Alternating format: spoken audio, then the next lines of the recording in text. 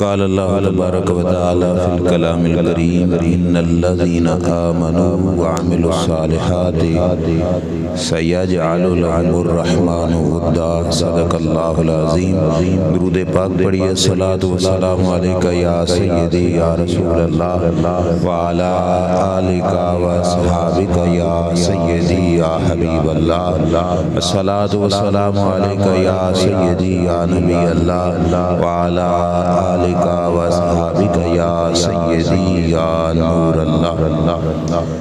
اللہ کریم جل شانہ کی حمد و ثنا اور اس کے پیارے حبیب سید المرسلین خاتم النبیین امام الانبیاء حضرت محمد مصطفیٰ صلی اللہ تعالی علیہ وآلہ وبارک وسلم کے دربار گہوار میں ہدیہ درود و سلام بصد ادب و احترام عرض کرنے کے بعد معزز محتشم علماء کرام دیگر حاضرین معزز سامعین السلام علیکم ورحمۃ اللہ وبرکاتہ۔ آج کی یہ محفل پاک حضور قطب ربانی شہباز لامکانی حضور سیدنا غوث عبد القادر جیلانی رضی اللہ تعالی عنہ کی یاد پاک کے اندر انعقاد پذیر ہے۔ دعا کیجیے اللہ تعالی میری آپ کی حاضری کو اپنے دربار میں شرف قبولیت عطا فرمائے۔ توجہ سے چند باتیں میری آپ حضرات نے سماعت کرنی ہے۔ میں مختصر وقت میں آپ حضرات سے ایک ہی آیت کریمہ کا جو حصہ آپ کے سامنے تلاوت کیا اسی کے ضمن و ذیل میں چند معروضات عرض کروں گا۔ اللہ کریم جل شانہ ارشاد فرماتا ہے ان الذین آمنوا وعملوا الصالحات سیجعل لهم الرحمن ودا۔ سادہ سا ترجمہ آیت کریمہ کا یہ ہے کہ جو لوگ ایمان لائے اور انہوں نے نیک عمل کیے اللہ ان کی محبت لوگوں کے دلوں میں پیدا فرما دے گا۔ دوبارہ سن لیجئے ترجمہ کہ اللہ کریم جل شانہ ارشاد فرماتے ہیں کہ جو لوگ ایمان لائے اور نیک عمل کیے اللہ ان کے لیے محبت پیدا فرما دے گا۔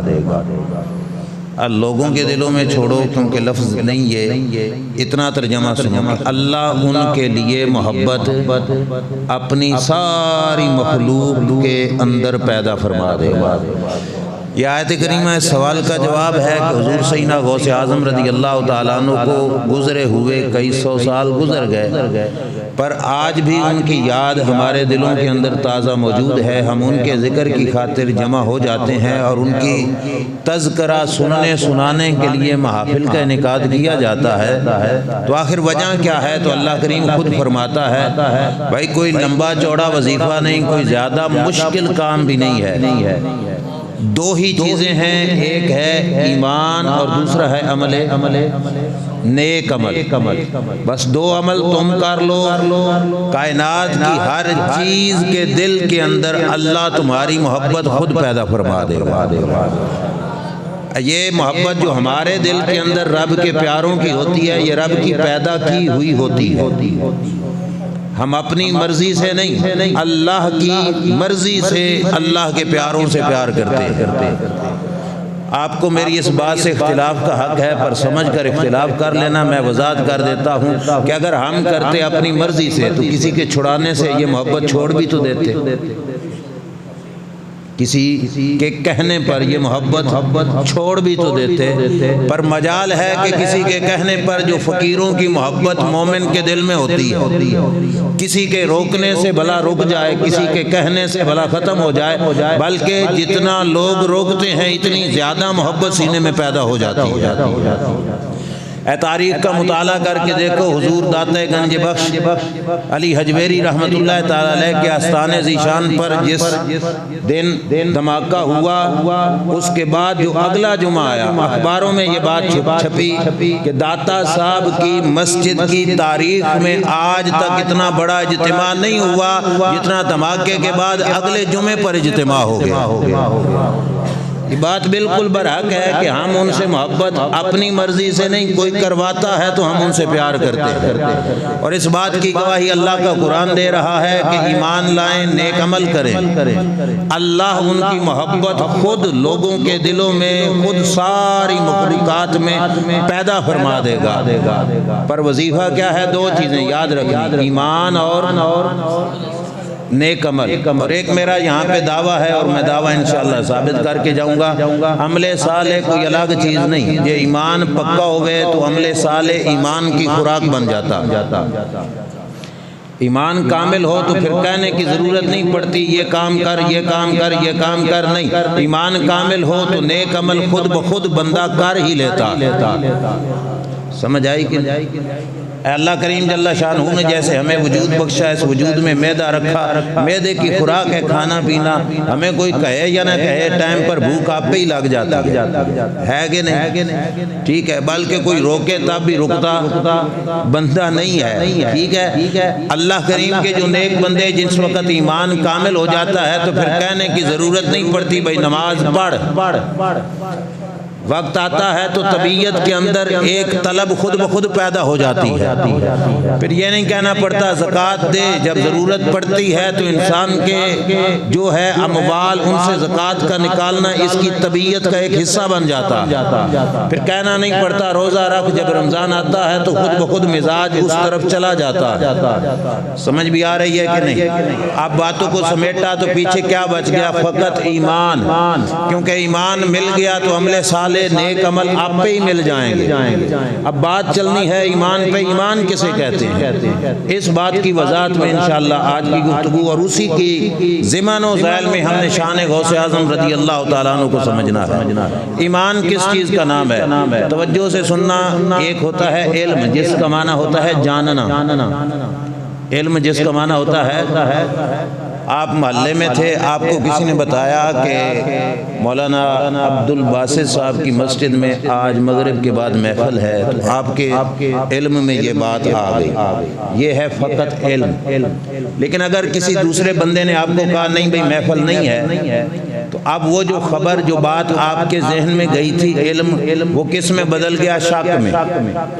جب دو باتیں آ گئیں تو کس میں بدل گیا؟ شک میں۔ اگر دوسری بات نہیں آئی، فقط ایک ہی بات آپ نے بار بار سنی کہ آج محفل ہے، دوسری بات نہیں آئی، اور اس قدر یہ بات آپ سن چکے کہ اگر کوئی کہنے والا آپ کو کہے بھی صحیح کہ آج محفل نہیں، تو آپ کو جو محفل کے ہونے کا علم آ چکا ہے وہ ختم نہیں ہوگا۔ کوئی کہے بھی صحیح تو ختم نہیں ہوگا، اتنی بات پکی ہو گئی۔ تو اس کو کہتے ہیں علم کا اعلیٰ درجہ، اور اس علم کے اعلیٰ درجے کا نام ہے یقین۔ کیا نام ہے بھائی؟ کہ جس کے بعد اس کی الٹ بات بندہ قبول نہیں کرتا، اس کو کیا کہا جاتا ہے؟ یقین۔ تے یقین جس وقت درجہ کمال کو پہنچتا ہے اسے کہا جاتا ہے ایمان۔ سمجھ آئی کہ نہیں؟ دوبارہ سنو، ہم مومن اپنے آپ کو کہہ دیتے ہیں، لیکن پتہ تو ہونا چاہیے ایمان کس چیز کا نام ہے۔ ایک ہوتا ہے جاننا، جو چیز انسان جانتا ہے اس کے اندر شک آ سکتا ہے، لیکن شک کا دروازہ بالکل بند ہو جائے، کسی کے کہنے کے باوجود بھی انسان کی توجہ دوسری طرف نہ جائے، تو اسے کہا جاتا ہے یقین۔ اور یقین جس وقت درجہ کمال کو پہنچتا ہے اسے ایمان کہا جاتا ہے۔ ایمان کس چیز پر؟ اب آیت بھائی ذہن میں رکھنا تاکہ آخر پہ نتیجہ نکالتے ہوئے آپ بھول نہ جائیں۔ آیت کیا تھی؟ جو ایمان لائے، نیک عمل کرے، اللہ لوگوں کے دلوں میں، اللہ پوری مخلوق میں کے دلوں میں ان کی محبت پیدا فرما دے گا، اللہ پوری مخلوق کے دلوں میں ان کی محبت پیدا فرما دے گا۔ ایمان اور عمل صالح میں نے کہہ دیا کہ ایمان کے ساتھ آپ ہی مل جائیں گے۔ ایمان کیسے حاصل ہونا چاہیے؟ اسلام کے ارکان بھی 5، ایمان کے رکن بھی بولیے کتنے؟ 5۔ مسئلہ یہی ہے، ہم نے سب کو یاد کیا نہیں کیا تو دین نہیں کیا یاد، ٹھیک ہے؟ باقی سارا کچھ پتہ ہوگا، بھائی ورلڈ کپ میں کتنے میچ ہو چکے، کتنے ہارے، کس نے جیتے، سارا پتہ ہوگا، کس نے کتنا سکور کیا۔ آج بھلا پوچھو کہ اسلام کے کتنے رکن ہیں؟ چپ ہو جائے گی۔ ایمان کے کتنے رکن ہیں پتہ ہی نہیں ہوگا کیا ہے۔ توجہ کیجئے، میں عرض کرنے لگا ہوں، اسلام کے رکن بھی 5، ایمان کے رکن بھی کلمہ شہادت، ایمان، نماز، روزہ، حج، زکوٰۃ، یہ ہیں اسلام کے رکن۔ کس کے رکن؟ اسلام کے رکن۔ اسلام کا معنی ہوتا ہے ظاہری طور پر ماننا، اسلام کا معنی ہے ظاہری طور پر تابعداری، اسلام کا معنی ہے ظاہری طور پر تابعداری۔ اور اس کے اندر کنی چیزیں آ گئیں؟ 5۔ توجہ سے بھائی، کلمہ شہادت، نماز، روزہ، حج اور زکوٰۃ، یہ کیا ہے؟ اسلام کے رکن۔ کس کے؟ ایمان کے رکن بھی 5 ہیں۔ آپ کو ایمان مفصل آتا ہے؟ سارے سٹارٹ کر دو۔ آمنت باللہ، ایک منٹ، آمنت باللہ، ایمان کا پہلا رکن اللہ پر ایمان رکھنا۔ کس پر؟ آگے وملائکہ، اس کو فرشتوں کو ماننا، وکتبہ ورسلہ، کتاباں تے رسول اکٹھے۔ کیونکہ جس وقت رسول کو مان لیا تو کتاب آپ پہ ہی مان لیں۔ رسول نبی کو مان لیا تو کتاب اسی میں آ جائے گی۔ کتابوں کو بھی ماننا اور رسولوں کو بھی، انبیاء کرام علیہ السلام کو بھی ماننا، 3 ہو گئے۔ اس کے بعد قیامت کے دن کو، اور قیامت کے دن کے ساتھ ہی ہے جو بعث بعد الموت کی دوبارہ زندہ ہونا ہے، ٹھیک ہے؟ تو والقدر خیرہ و شرہ من اللہ تعالی، اور تقدیر کا ماننا۔ یہ ہو گئے ایمان کے رکن کتنے؟ 5۔ یاد رکھ لیں، ایمان کے کتنے رکن ہو گئے؟ 5۔ اب واپس آؤ، ہم پڑھ رہے تھے جو لوگ ایمان لائیں، نیک عمل کریں، اللہ ان کے لیے محبت کائنات کے اندر پیدا فرما دے گا۔ عمل صالح تو ایمان سے ملیں گے۔ ایمان کیسے ملے گا؟ 5 چیزوں پر ایمان رکھو گے تو ایمان پورا ہوگا۔ فقط رب کو ماننے سے ایمان کامل نہیں، رسولوں کو بھی ماننا پڑے گا، رسولوں کے ساتھ کتابوں کو بھی، کتابوں کے ساتھ قیامت کے دن کو بھی، تقدیر کو بھی، اور دوبارہ زندہ ہونے کو بھی، اور اللہ کے فرشتوں کو بھی۔ سمجھ آ گئی؟ یہ سارا کچھ مکمل ہوگا تب کیا ملے گا؟ ایمان۔ ایمان یاد ہے نا؟ علم تو تے یقین، تے یقین سے اوپر ایمان۔ ایمان ان ساری چیزوں پر یقین کا نام ہے، یقین کا نام، فقط جاننے کا نام نہیں بھائی، یقین کا نام ایمان ہوگا۔ میں نے اسی یقین پہ بات کرنی ہے کہ میرے نبی علیہ الصلوۃ والسلام نے فرمایا الایمان والیقین، الیقین والایمان کلہ، فرمایا ایمان تو سارے کا سارا یقین ہی ہے، ایمان سارے کا سارا یقین میں ہی ہے۔ اور اللہ کے رسول صلی اللہ علیہ وسلم کا فرمان ذیشان جو امام غزالی نے احیاء العلوم میں نقل کیا، سرکار نے فرمایا تعلم الیقین، لوگوں یقین کے سبق پڑھا کرو،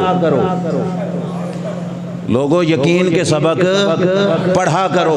ہمیں قرآن تو کتابی شکل میں نظر آیا، حدیث پاک کتابی شکل میں نظر آئی، فقہ کی کتابیں ہمارے ائمہ فقہا نے لکھ دی، یقین کیسے؟ نبی اکرم صلی اللہ علیہ وسلم نے خود وضاحت کی۔ بھائی توجہ میری طرف، سرکار نے فرمایا جالس الموقنین، یقین والوں کے پاس جا کے بیٹھا کرو، یقین والوں کے پاس جا کے بیٹھا کرو۔ جس وقت یقین والوں کے پاس جا کے بیٹھو گے اس وقت تمہیں یقین کی دولت نصیب ہو جائے گی۔ پھر توجہ میری طرف، یقین کیسے حاصل ہوگا؟ یقین والوں کے پاس بیٹھا کرو۔ یہ یقین والے ڈھونڈنے سے نہ ملیں تو روایت کے اندر آگے لفظ ہے، فرمایا یقین والوں کا تذکرہ کر لیا کرو، یقین والوں کا ذکر ہی کر لیا کرو، اس سے بھی تمہیں یقین کی دولت نصیب آئے گی، ہو جائے گی۔ اور یہ بھی ذہن میں رکھنا، کائنات کی ساری دولتیں یقین سے ملتی ہیں، اور یقین کا کمال ہو جائے تو پھر ایمان نصیب ہو جاتا ہے۔ علامہ اقبال نے کہا تھا یقین پیدا کرے ناداں کی یقین سے آتی ہے وہ درویشی، کہ جس کے سامنے جھکتی ہے فغفوری، کہو بے وقوف یقین پیدا کرے ناداں، کمل انسان یقین پیدا کر، کیونکہ جس وقت تیرے دل میں یقین آ جائے گا تجھے وہ درویشی ملے گی جس درویش کے سامنے بادشاہ بھی جھک جائے۔ لیکن کیسے ملے گی؟ کس سے؟ یقین سے۔ کس سے ملے گی بھائی؟ یقین سے۔ یقین کے ساتھ انسان کو وہ درویشی ملے گی کہ جس درویشی کے سامنے بادشاہت بھی جھک جائے گی۔ اور علامہ اقبال نے کیا کہا تھا؟ کہا کہ جب اس انگارہ خاکی میں ہوتا ہے یقین پیدا، اے سارا وجود جب اس انگارہ خاکی میں ہوتا ہے یقین پیدا، تو کر لیتا ہے یہ بالو پرے روح الامی پیدا۔ تو آن سمجھ کوئی نہیں ہے۔ جب اس انگارہ خاکی میں ہوتا ہے یقین پیدا، کہ ایس وجود میں جب یقین ہو جاتا ہے تو بظاہر خاکی پتلا ہوتا ہے، پر طاقتیں جبریل الامین جیسی اس کے اندر آ جاتی ہیں۔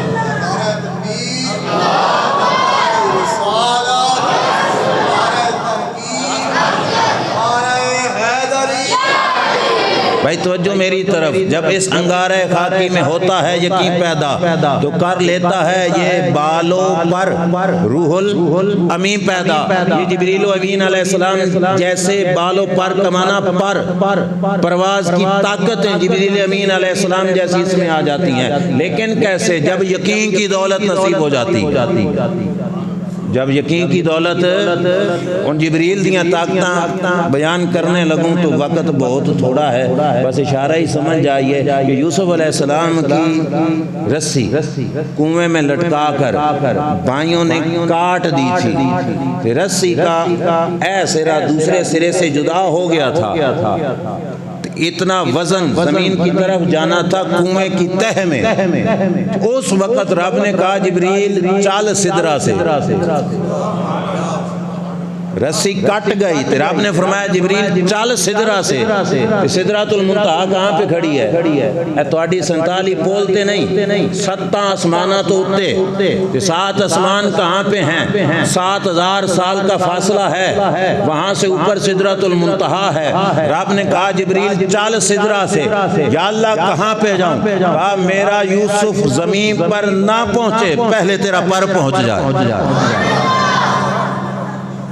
ابھی یوسف علیہ السلام کنویں کی تہ میں نہیں پہنچے تھے، جبریل پہلے پہنچ گئے۔ کوئی سمجھ آئے گی نہیں آئی؟ اب ویسے کہہ دینا زبان سے پیچھے لگ جانا، جس لائے گلی دے پیچھے چلی کہ بابے شہ کوئی نہیں، اور بابے شہ تو سوچنا جس سینے میں ایمان آ جائے نا تو ایمان ہو جائے کامل۔ اے غلط علامہ اقبال بھی مان کے گئے کہ اس بندے کو جبریل امین علیہ السلام جیسے پر رب عطا فرما دے۔ سمجھ آئی کہ نہیں؟ ٹھیک ہے۔ اور یہ بات اگر حدیث کی روشنی میں بھی دیکھنا چاہو نا تو بخاری شریف کی حدیث سے بھی یہ سب کچھ مل جاتا ہے۔ پر توجہ میری طرف، علامہ اقبال نے صرف اتنا نہیں کہا، آگے بھی کہا کہ غلامی میں نہ کام آتی ہیں شمشیریں نہ تدبیریں، جو ہو ذوق یقین پیدا تو کٹ جاتی ہیں زنجیریں۔ ایمان یقین کامل ہو جائے تو ایمان اور یقین کا ذوق پیدا ہو جائے تو علامہ اقبال کہتا ہے پھر کٹ جاتی ہیں زنجیریں۔ جاگ دے پہ ہو، مفکر پاکستان کا کلام یہ صرف ذہنوں کو نہیں انشاءاللہ روح کو بھی بیدار کرتا ہے۔ ٹھیک ہے۔ علامہ اقبال نے کہا غلامی میں ناکام آتی ہیں شمشیریں نہ تدبیریں، جو ہو ذوق یقین پیدا تو کٹ جاتی ہیں زنجیریں۔ ایک طبقہ گلیلا نال لڑ پیا، پٹھان تھوڑے گواڈی افغانستان والے گلیلا چاہ کے لڑ پے کہ ہر ایک کامیاب ہو گیا۔ نسیا امریکہ اتھو کے نہیں، ٹھیک ہے، کہ تسی ایٹم بمب رکھ کے بھی غلام بنے پھر دے۔ غلامی میں ناکام آتی ہیں شمشیریں نہ تدبیریں، نیت میٹنگیں کر لو ککھ کام نہیں آئیں گی، بس جو ہو ذوق یقین پیدا۔ تو سا ویکیا ویڈیو فلسطین کے بچے اسرائیل کے ٹینک پر ہاتھوں سے روڑے پھینک رہے ہوتے ہیں، ویکھیا ہون بھی سوشل میڈیا تے سب کچھ مل سکدا۔ کیوں؟ ذوق یقین، ان کو پتا ہے کہ جس رب کا کلمہ پڑھا ہے وہ رب ہمارا ہے۔ بچہ پڑھ رہا تھا میرے آنے سے پہلے، وہ جو دنیا تے لوکاں دے لکھاں ہی سہارے نے، پر ساڑی قسمت کے سرکار ہمارے ہیں۔ پڑھیا سی لوکاں دے لکھاں سارے، پر ہمارا تعلق کس سے ہے؟ مدینے والے سرکار سے ہے، ٹھیک ہے؟ تو یقین اگر ہو تو پھر کٹ جاتی ہیں زنجیریں، پھر زنجیریں کوئی طاقت اور آری سے نہیں کاٹنی پڑتی، یقین پیدا ہو تو کٹ جاتی ہیں زنجیریں۔ اور آگے کہا کوئی اندازہ کر سکتا ہے اس کے زور بازو کا، نگاہ مرد مومن سے بدل جاتی ہیں تقدیریں۔ بابے شاہ کوئی نہیں، علامہ اقبال نا اوے موڈے دا زور کسے نو کی پتا کہ بابے دا کتنا، ان کی نگاہ کی روشنی سے بھی نگاہ مرد مومن سے بدل جاتی ہیں تقدیریں، ان کی آنکھ کے کمال سے بھی اللہ تقدیریں بدل دیتا ہے۔ تُسیں اکثر شعر ہی ہے، خالی شعر نہیں، قرآن پاک تو پڑھو۔ فلما بلغ معه السعی قال یا بنی انی اری فی المنام انی اذبحک فانظر ماذا تری۔ پچھلی عمر ایک بابے نو ملیا پتر، جب ہی دودھ پیتا تھا تو اللہ نے فرمایا جاؤ ان کو جنگل بیابان میں چھوڑ کے آ جاؤ، تو چھوڑ کے آ گئے جنگل بیابان میں۔ جس وقت جوتی کپڑا اور دودھ روٹی کھانا دے کے دینے کی عمر تھی، رب نے کہا جنگل میں چھوڑ کے آ جاؤ، تو جنگل میں چھوڑ کے وہ بابا اپنے پچھلی عمروں میں ملنے والے بیٹے کو واپس پلٹا نا، تو پیچھے سے اپنی کی بیوی جن کو پچھلی عمروں میں بیٹا ملا تھا پکار کے کہنے لگی او ابراہیم سانو اتھے چھڑ کے کیوں چلے ہیں؟ رب کا آرڈر تھا بھائی ابراہیم پرت کے پیچھے ویکھنا بھی نہیں۔ اللہ کے نبی ابراہیم علیہ السلام چلتے گئے، جب اس حالت میں دیکھا کہ شوہر میرا کہ ایس جگہ پہ چھوڑ کے پیچھے پرت کے بھی نہیں دیکھ رہا، تے بول بھی نہیں رہا، اب ان کی زوجہ سمجھ گئی کہ کسی اور کے آرڈر سے نہیں، یہ اس کے آرڈر سے چھوڑ کے جا رہے ہیں۔ تو انہوں نے پوچھا اے ابراہیم کیا ہمیں یہاں پہ چھوڑنے کا یہ رب کا آرڈر ہے؟ تو سیر نال جواب دیتا ہلا کہ حضرت ابراہیم علیہ السلام نے کہا ہاں جی اسی رب دا آرڈر ہے۔ پھر اس کمال بی بی دے ایمان تے یقین تو وہ کہنے لگی پھر رب ہمیں رسوا نہیں ہونے دے گا، پھر رب ہمیں رسوا۔ آگے پڑھنا جو بات میں عرض کرنا چاہتا تھا وہ یہ ہے کہ کوئی یہ نہ کہے کہ یہ تو فقط علامہ اقبال کا شعر ہے کہ نگاہ مرد مومن سے بدل جاتی ہیں تقدیریں۔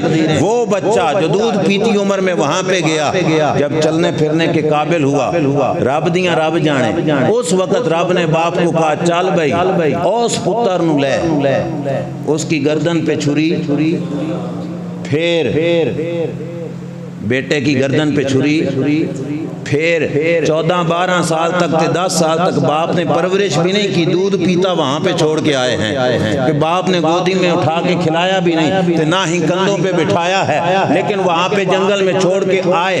رب نے کہا ابراہیم چل جا اور جا کے اس بچے کی گردن پہ چھری پھیر۔ سارے صاحب اولاد بیٹھے ہو، اللہ تعالیٰ جن کی نہیں ان کو اولادیں عطا فرمائے، جو صاحب اولاد ہو ذرا یہ تو بتاؤ ساڈا پتر میچ ویکھدا ہوے، اسیں آکھیے پانی پلا دے اٹھ کے اوکھا ہی جا سی، ایویں ہے کہ نہیں؟ اتھے فقط پانی نہیں مانگا حضرت ابراہیم علیہ السلام نے، ابراہیم علیہ السلام نے جان مانگ لی،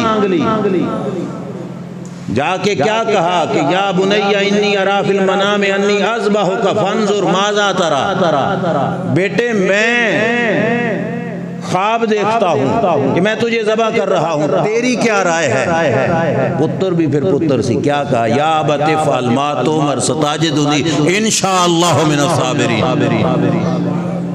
سوال سے بڑھ کر جواب دے دیا بیٹے نے، ابا جان جو آرڈر ہے وہ کر دو، ذبح تے چھوٹی جائی گل ہے، جو آرڈر ہے وہ کر دو، میں انشاءاللہ صبر کر کے دکھاؤں گا۔ یہ بات میں نے اصل میں سمجھانا چاہتا تھا۔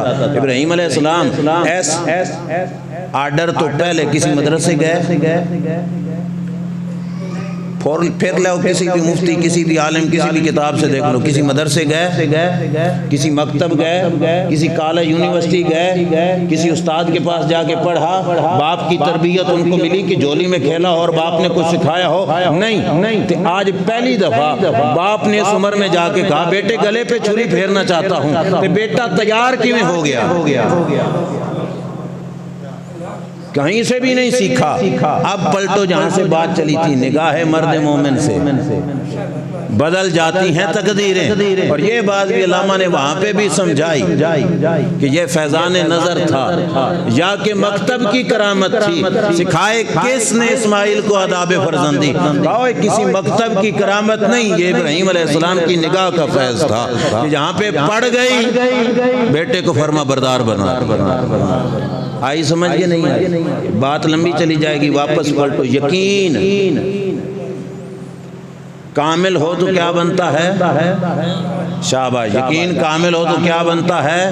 بھائی ایمان وہ سرمایہ ہے، کروڑوں مربع زمین رکھنے والا مالدار بھی اتنا امیر نہیں ہے جتنا چھوٹا سا بچہ اگر سینے میں ایمان رکھتا ہے تو وہ جتنا امیر ہے۔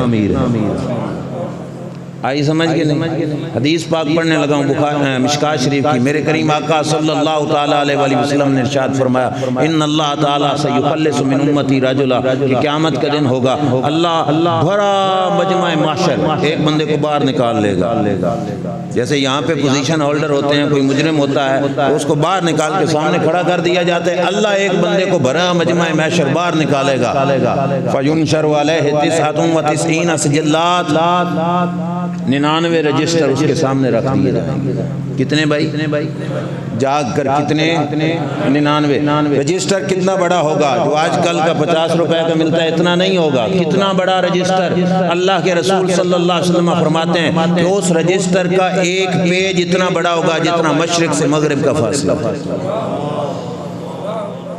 ایک پیج اتنا بڑا ہوگا جتنا مشرق سے، ایمان ہے نا تھوڑا، اتنا بڑا پیج ہوگا۔ رسول کریم صلی اللہ تعالیٰ علیہ وآلہ وسلم فرماتے ہیں، اور وہ پیج ایک پیج نہیں، 99 رجسٹر اس کے سامنے رکھیں گے۔ اللہ فرمائے گا بھائی بندے دیکھ ان رجسٹروں پہ، نگاہ اٹھائے گا، اس رجسٹر کا ہر جلد نہیں، ہر صفحہ نہیں، ہر ورقہ، ہر لین گناہوں سے بری۔ زندگی کے نامہ اعمال اس رجسٹر پہ لکھے ہوئے، اور 99 رجسٹر گناہوں کے بھرے ہوئے۔ اللہ کریم ہے بھائی، بڑا کریم ہے۔ یقین ہے نا آپ کا؟ رب بڑا کریم ہے۔ 99 رجسٹر گناہوں کے سامنے رکھ کے فرمائے گا میرے بندے چیک تے کر، میرے لکھاریوں نے تیرے اوپر کوئی ظلم زیادتی تو نہیں کر دی؟ لکھاری کون سی؟ شاباش، فرشتے، ٹھیک ہے۔ اللہ فرمائے گا دیکھ کوئی زیادتی تو نہیں ہو گئی۔ رب کو فرشتوں پہ اعتبار تو تھا صرف اس کی تسلی کے لیے، بھائی نظر پھیر۔ او بندہ میدان معاشر میں مایوس ہو چکا ہے، نظر پھیر کے کہے گا مولا کوئی زیادتی، جو کچھ لکھا ہے سارا میرا کیا دھرا۔ اب یہ عدالت اس کریم رب کی دنیا کی کسی عدالت میں بھی آپ جانتے ہو، معاشرے میں رہنے سہنے والے لوگ ہوتے، سمجھدار ہو، اعتراف جرم کے بعد مجرم کی سپورٹ اس کا وکیل بھی نہیں کر سکتا۔ انجے ہے کہ جی پاکستان اس فرقی کی ہو جائے۔ اعتراف جرم تو بعد کہ جس وقت مجرم اعتراف کر لے کہ میرا یہ جرم ہے، اب اس کے بعد وکیل کا بھی حق نہیں کہ اس کے حق میں مجرم نے جو اعتراف کر لیا، پر کریم رب کی عدالت، مجرم اعتراف کر رہا ہے مولا سارے گناہ میرے کیے درے، رب فرمائے گا چل چیک کر کسی گناہ پہ تیرا کوئی بہانہ تو نہیں، تیرا کوئی بہانہ۔ جیسے بچہ چھٹی کر لینا تو صبح استاد سزا کے لیے بلائے تھا میں نے بخار سی تو بچ جانتا، یہ ایک عذر ہوتا ہے، بہانہ جس کی وجہ سے سزا سے بچ جاتا ہے۔ اس کریم پروردگار کا کرم تو دیکھو، رب نے کہا سارے گناہ ویک، کوئی بہانہ کسی گناہ پہ کیا، اس مجبوری کی وجہ سے یہ گناہ کیا۔ اللہ کریم جل شانہ فرمائے گا نگاہ پھیر کے کہے گا مولا کوئی بہانہ، سارے جان بوجھ کے کیتے ہوئے گناہ ہے۔ کریم رب فرشتوں سے کہے گا چلو لے جاؤ اس بندے کو میزان پر۔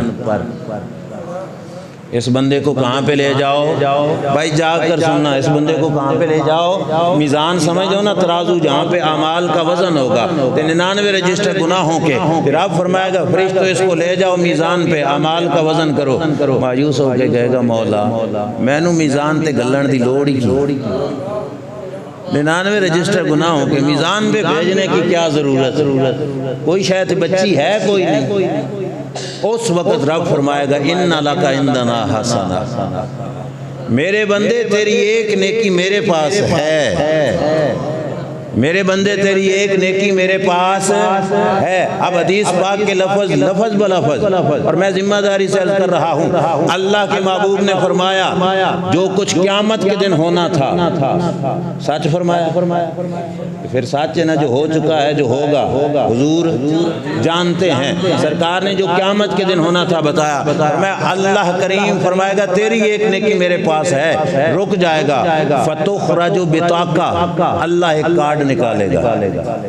ایک جدید عربی میں سرچ کر کے دیکھ لو، موبائل کی سم کو بطاقہ کہا جاتا ہے۔ موبائل کی سم اتنا سارا کارڈ ہونا، موبائل کی سم جتنا، فتخرج بطاقہ، ایک کارڈ نکالا جائے گا۔ کارڈ کیا ہوگا؟ وہ آئی ڈی کارڈ نہیں، فیہا اشہد ان لا الہ الا اللہ واشہد ان محمدا عبدہ ورسولہ۔ یہ ایمان کا سرٹیفکیٹ، ایمان کا حوالہ، ایمان جہاں سے بات شروع کی تھی، وہ ایمان کا سرٹیفکیٹ، وہ ایمان کا حوالہ، ایک کارڈ۔ دوسری طرف کتنے؟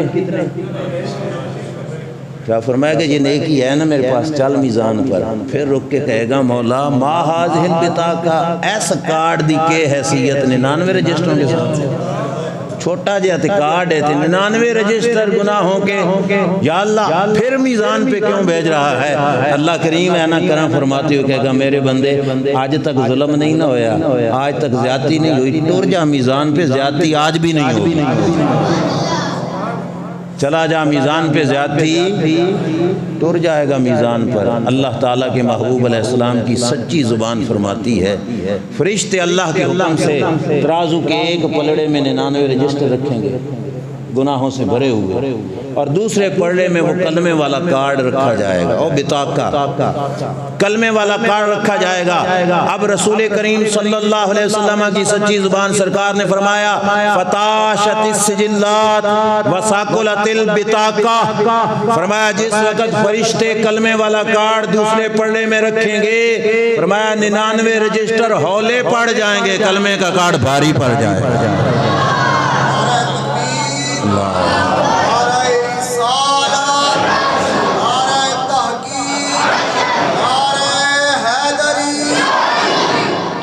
کلمے والا کارڈ بھاری پڑ جائے گا۔ بھائی میں ہاتھ جوڑ کے عرض کر رہا ہوں، باقی ہر چیز پہ کمپرومائز کر لینا، کبھی اپنے ایمان پہ کمپرومائز نہ کرنا۔ بدقسمتی ہماری کہ ہم نے اپنا عقیدہ چائے کی پیالی پہ بیچ دیا۔ کوئی بد عقیدہ چائے کی پیالی پہ پلا دیں، ہم اس کی محفل میں بھی جا کے بیٹھ جاتے ہیں، جیس لایا گلی وہ دینا۔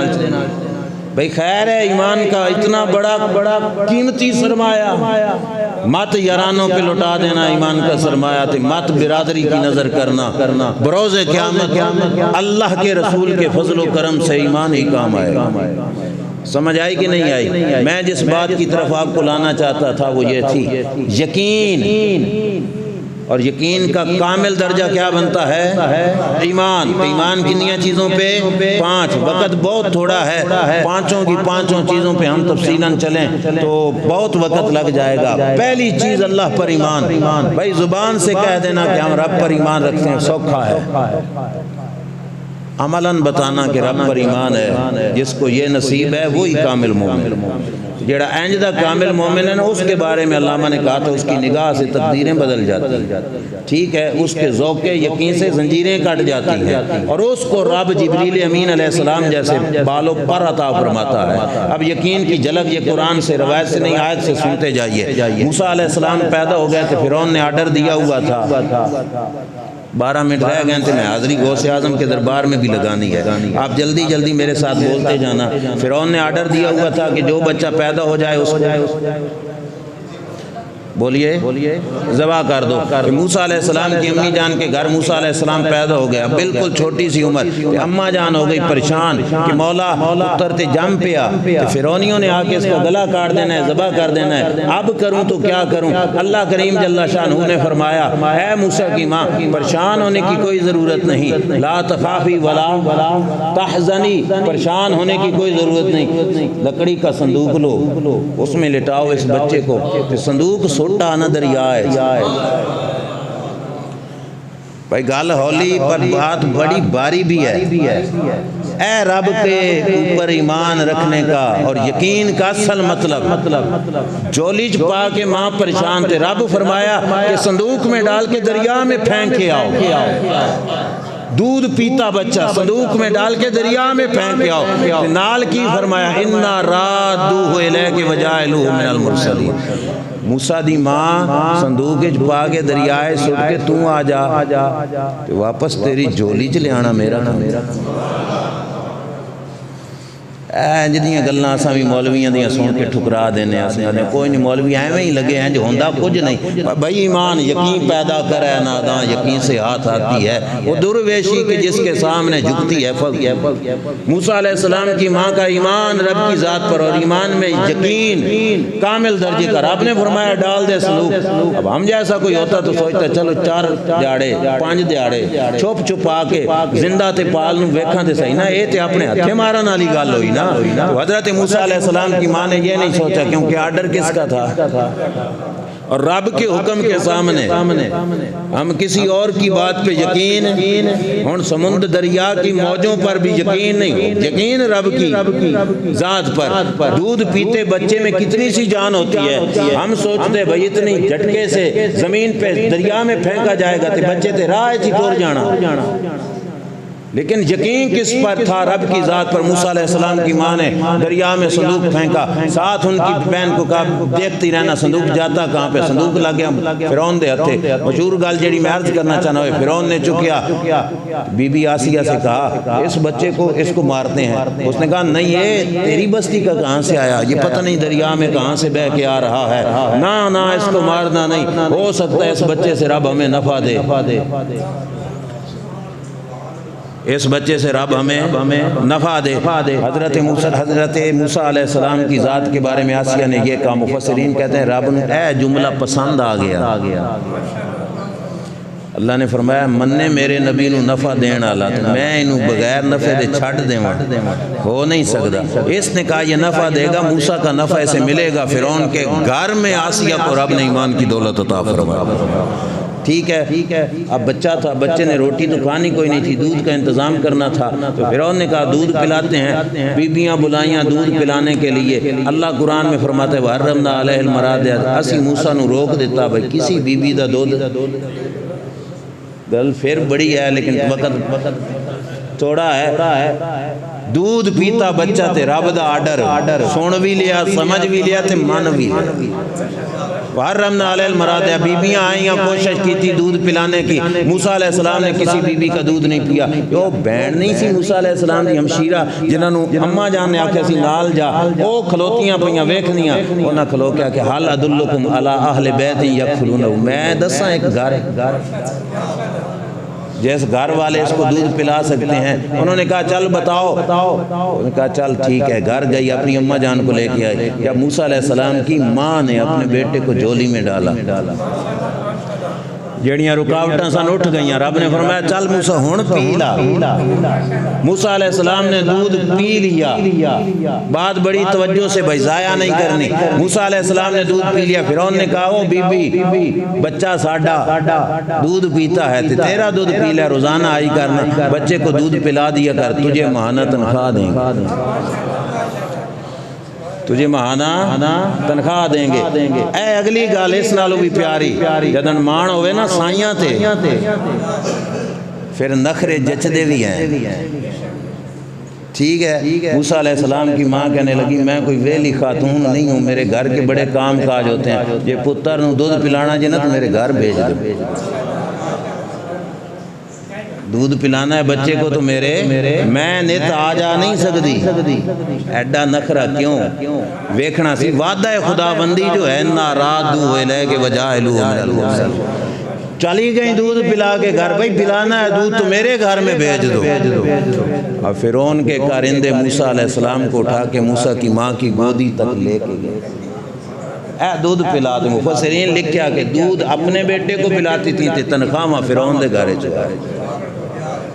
خرچہ فرعون دے گھروں آ رہا سی، یقین پیدا کر رہا نا۔ یہ تھا یقین میں درجہ کمال جو موسیٰ علیہ السلام کی اماں جان نے کر کے دکھایا. بھائی لاسٹ ٹائم ہے میری گفتگو میں جو زمین بناتے ہیں نا پہلے جاٹتے پھر بیج سٹتے ہیں، میں نے زمین بنا لی، اب بیج آیا، اب ہم نے حاضری لگانی ہے غوث اعظم رضی اللہ تعالیٰ عنہ کے دربار میں. اے فقیر ایویں نہیں بن کھلوندے. والد گرامی کا وصال ہو گیا تھے، سیدنا غوث اعظم رضی اللہ تعالیٰ عنہ کو اپنے ابا جان کی وراثت سے جو رقم ملی تھی وہ تھے 40 درہم یا 40 دینار. بھائی توجہ ساری کی ساری میری طرف، 40 درہم یا 40 ٹوٹل وراثت. اما جان نے کرکز کے اندر سی دی، سی کے کیا فرمایا، چل پتر جا بغداد تے سکھ کیا سونے نبی دا دین. بھئی جا کر حضرت غوث اعظم رضی اللہ تعالیٰ عنہ کو جو باپ کی وراثت ملی، آج کسی کو باپ دنیا سے چلا جائے نا تو وراثت ہتھے آوے تو سارا خاندان بے کے مشورے دینا، اوے پتر ہن تیرے سر تے گھر چلنا تے تو چھوڑا دھیان نال، اے روپیہ جیڑا پیو دی وراثت آئے منجا نہ دیویں، کوئی کاروبار کر، کوئی چنگے رائیں لائیں جس کے ذریعے سے آمدنی آتی رہے، تیرے گھر کا سرکٹ چلتا رہے. مشورے آ جاندے کیوں؟ ٹھیک ہے. پھر لوگ کوئی پمپ خرید لیتا ہے، کوئی دکان خرید لیتا ہے، کوئی کسی کے ساتھ پارٹنرشپ کر لیتا ہے، کوئی کیا کر لیتا ہے، کوئی کیا کر لیتا ہے، کاروبار بنا لیتے ہیں، زمینیں خرید لیتے ہیں، جائیدادیں خرید لیتے ہیں کہ ابے دی وراثت ضائع. میں چیلنج سے کہہ رہا ہوں غوث اعظم کی ٹوٹل وراثت 40 دینار یا 40 درہم تھے. اس پیسوں سے غوث اعظم نے چپے جتنی زمین خریدی ہو، سارے کا سارا روپیہ غوث اعظم نے اپنی تعلیم پہ خرچ کیا. کس پہ خرچ کیا؟ تعلیم دین پہ. تعلیم دین پہ، شریعت مصطفیٰ سیکھنے پہ سارا روپیہ خرچ کر دیا.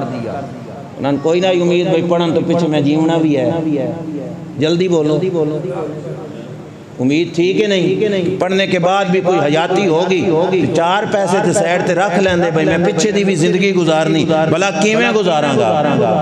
یقین رب کی ذات پر تھا کہ یہ دیے ہیں تو اس نے دیے ہیں، تو پچھلی زندگی دا بھی او عطا فرما سی. او 40 دی 40 ساری وراثت غوث اعظم نے بغداد پہنچ کر اللہ کی راہ میں نوبت وہ بھی آئی کہ غوث اعظم نے فاقے کاٹے، بھوکیں برداشت کی، پیاس برداشت کی، گلی سڑی سبزیاں کھائیں. میں بڑی معذرت سے آپ کا اضافی ٹائم 2-4 منٹ ہو بھی گئے تو، لیکن درد یہ ہے کہ ہم نے 11ویں شریف کے فقط چاول کھائے، کھیریں کھائیں، حلوے کھائے. ہمیں کیا پتا جو بابا او غوث اعظم ایس سٹیج پہ پہنچا وہ کن راہوں سے گزر کے گیا. ساری وراثت تعلیم دین کے لیے خرچ کی، فاقوں کی نوبت آ گئی غوث اعظم رضی اللہ تعالیٰ عنہ پر. جیب میں کچھ بھی نہیں رہا، دریا کے کنارے جا کر سبزیاں بیچنے والے جو گلی سڑی سبزیاں چھوڑ کے جاتے تھے وہ کھا لیتے تھے. روپیہ ختم ہو گیا. او ماں سید زادی، اس نے کچھ پیسے مزید جوڑے. قافلہ جا رہا تھا بغداد کی طرف، ایک سیانے بندے نو پیسے دے کے آکھیا بغداد جاندے پہ ہو؟ انہوں نے کہا ہاں، وہ میرا شہزادہ ہے عبدالقادر، خرچہ مک گیا ہونا، اے روپیے میرے پتر نو دے دینا. لے کے چلا وہ مسافر غوث اعظم کے نام کے پیسے. بغداد میں آ کے پوچھا گلی گلی سے، دکان سے، کسی کو پتہ ہی نہیں تھا عبدالقادر کو. گم ہو کے ہی تو شہرتاں مل دیاں نا، کسی کو نہیں پتا تھا عبدالقادر کون ہے. سید عبدالقادر بغداد، او جیلان سے آنے والا کون ہے، کسی کو نہیں پتا تھا. اس مسافر کو ڈھونڈتے ڈھونڈتے کافی دیر ہوئی. اپنا جو راشن پانی تھا وہ ختم ہو گیا. اب اس کے پاس کوئی پیسہ نہیں، پر ڈھونڈ رہا ہے کہ امانت جس کی ہے اس تک پہنچاؤں. بھوک پیاس سے نڈال ہو گیا. اس نے کہا کہ شریعت کا مسئلہ ہے، موت آنکھوں کے سامنے ہو تو حرام بھی جائز ہے. یہ امانت کا پیسہ، چلو اس سے 4 پیسوں کا کھانا تو لے لوں نا، اپنی جان تو بچاؤں نا. اس امانت کے پیسے سے پھر ڈھونڈوں گا، وہ شہزادہ سید زادہ مل گیا تو اس کو دے دوں گا. اس نے کچھ پیسوں کا کھانا لیا. قریب مسجد تھی، مسجد میں جا کے ایک کونے میں بیٹھ کے کھانے لگا. دوسرے کونے میں ایک سونا جیسا شہزادہ کتاب پہ پڑھے. اس نے جس وقت روٹی کا نوالا توڑا اپنے منہ میں ڈالنا چاہا، اس بچے کا منہ کھل گیا. اے وقت شالا کوئی بھی نہ ویکھے، آخ دے آمین. مشکل وقت تھا، لیکن انہوں نے دین کی راہوں میں یہ وقت دیکھا، ان کا منہ کھل گیا۔ اب آپ سیانے ہو نا، روٹی کوئی اور کھا رہا اور منہ کسی اور کا کھل جائے، وہ اپنے منہ میں ڈالنے لگتا، منہ ادھر کھل جاتا۔ بھوک کی شدت تھی، اس وجہ سے منہ ادھر کھل جاتا۔ مسافر کو ترس آیا، اس نے کہا بچہ بڑا بھوکا ہے، چلو میں بھی تو کسی کا مال ہی کھا رہا ہوں، چلو اس کو اپنے ساتھ ملا کے کھلاتا ہوں۔ اٹھا کے لے گیا، کہا بیٹے چل آؤ میرے ساتھ بیٹھ کے کھانا کھاؤ۔ غوث اعظم رضی اللہ تعالیٰ عنہ نے پہلے نہ کی، پھر اس نے اصرار کیا، کہا کھاؤ۔ غوث اعظم پاس بیٹھ گئے۔ اب یہ اپنے دل میں کہ میں کھانا اس بچے کو کھلا رہا ہوں۔ کھانا کھاتے کھاتے پوچھا آپ کون ہو؟ اس نے پوچھا آپ کون ہو؟ حضرت سیدنا غوث اعظم رضی اللہ تعالیٰ عنہ ننھی سی عمر ہے، فرمایا میں عبد القادر۔ کہا سید ہو؟ آپ نے فرمایا جی ہاں۔ او تمہاری ماں فلاں علاقے میں رہتی ہے؟ کہا ہاں۔ پہلے تھوڑا کھلا ٹلا بیٹھا تھا، اب تھوڑا کلوز ہو کے بیٹھ گیا، پتہ چل گیا بھائی خرچہ انہاں دا تے کھاندا میں پہ۔ یہ بات عرض کرنے کا مقصد یہ ہے کہ جس غوث اعظم کے نام کے لنگر کھاتے ہیں انہوں نے تو یہ راستے بھی دیکھے، اللہ کی راہ پر یقین تھا کہ یہ میں بیج بو رہا ہوں، رب ایک نہ ایک دن پھل لگائے گا اس پہ۔ او بابا غوث اعظم جس نے اپنی زندگی بھوک سے گزار دی رب پہ یقین کرتے ہوئے، انہوں دا نام لیوا بھی بھوکا نہیں مرتا۔ اپنی وراثت کی ٹوٹل پراپرٹی جتنا مال تھا سارے کا سارا رب کی راہ میں خرچ کیا۔ رب نے بھی فرمایا پھر غوث عبد القادر جہاں سارا تیرے نام نہ لواما، ٹھیک ہے؟ رب نے لوایا کہ نہ لوایا؟ شک ہوئے تو ویک لو، محلے کی مسجدیں محلے دار اپنے چندے جمع کر کے بناتے ہیں، پر نام کیا ہے؟ غوثیہ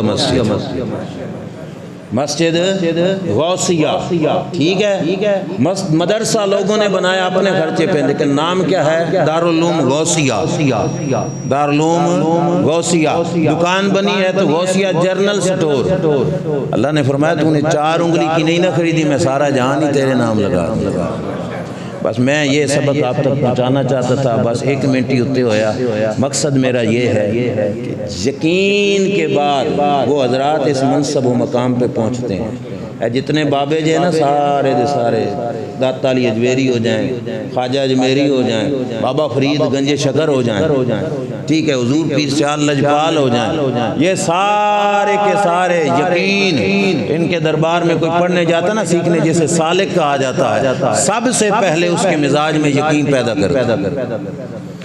بھئی بیٹا یقین پکا ہو جائے رب کی ذات پر، فقط کلمہ پڑھ لیا، فقط لا الہ کہہ دیا، فقط یہ کہہ دیا کہ رب ہے رب ہے رب ہے، ٹھیک ہے؟ جب زندگی میں کبھی نوبت آئی ایک طرف رب کا فرمان ہو، دوسری طرف محلے داری ہو، تو رب دے فرمان نو سائڈ تے سٹ کے محلے داری اپنائے تو پھر رب کو کیسے مانے؟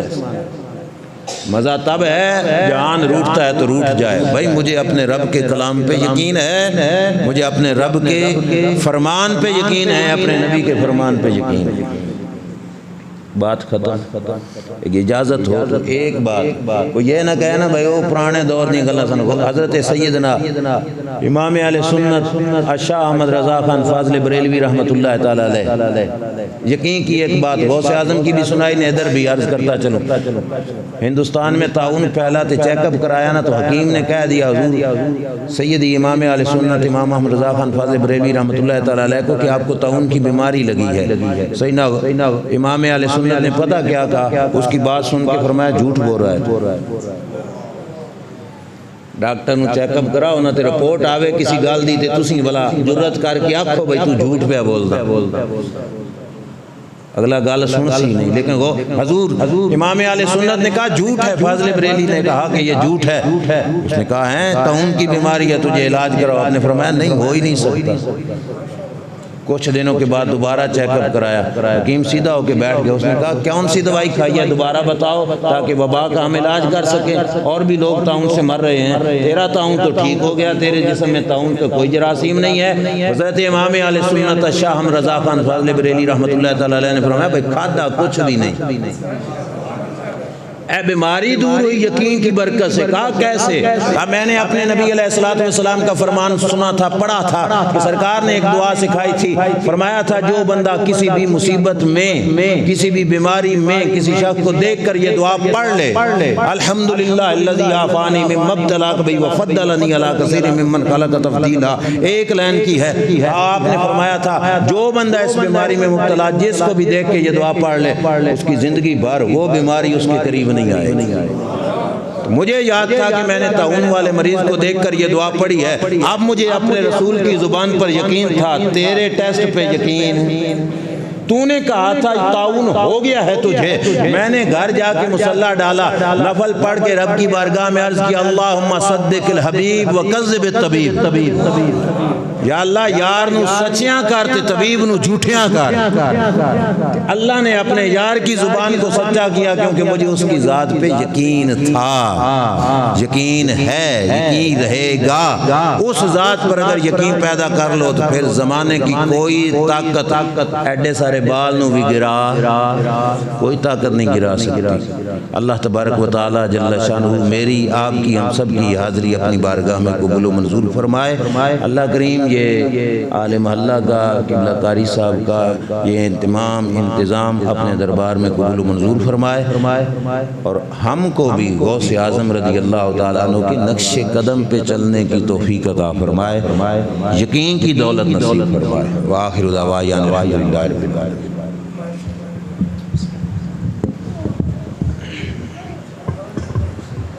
مصطفیٰ جان رحم